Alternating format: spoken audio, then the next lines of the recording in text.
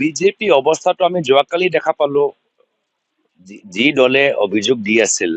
যে বিৰোধী দলসকলৰ মাজত সংঘাত আজি তেওঁলোকৰ নিজৰে কাৰ্যালয়ৰ মাজত মাৰপিট চলি আছে এয়া হ'ল বাস্তৱস্থিতি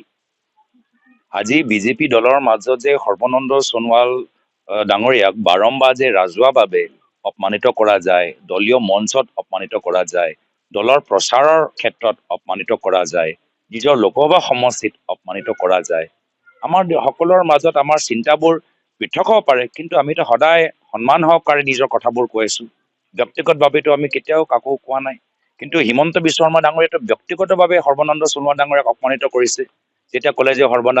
সৰ্বানন্দ সোণোৱাল ডাঙৰীয়াৰ কাৰ্যকালত কেলেংকাৰী হ'ল ব্যক্তিগতভাৱে কেলেংকাৰী অভিযোগ লগাইছে যাৰ ফলত সৰ্বানন্দ সোণোৱাল ডাঙৰীয়াক প্ৰশ্নৰ উত্তৰো দিব পৰা নাই তো তেওঁলোকৰ তুলনাত আমাৰ কথাবোৰ আমাৰ আগবাঢ়ি গৈ আছে যথেষ্ট এটা মই যদি কওঁ তেওঁলোকৰ তুলনাত আমাৰ প্ৰক্ৰিয়াবোৰ বেছিকৈ চিজিল আৰু সক্ৰিয় হোৱাটো ময়ো বিচাৰোঁ দেৰি কাৰ লগত তুলনা কৰিম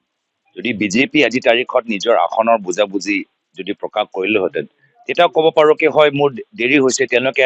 আগতীয়াকৈ প্ৰকাশ কৰিলে আমি প্ৰকাশ কৰা নাই তেতিয়াহে মই ক'ম দেৰি হৈছে তেওঁলোকে কৰা নাই তেওঁলোকে কৈছে 15 ফেব্ৰুৱাৰী তেওঁলোকে কৰিব পাৰে ভাবিছে তো মই দেৰি মানে কাৰ লগত তুলনাটো কৰিব লাগিব না আজি তাৰিখত আমিহে আগবাঢ়ি আছো কাৰ লগতে মোৰ মতেতো বিজেপি দলৰ দেৰি হৈ আছে মোৰ লগতো ভিতৰত বিজেপি দলৰ ভিতৰত তেওঁলোকৰ স্থিতিটো স্পষ্ট হৈ থকা নাই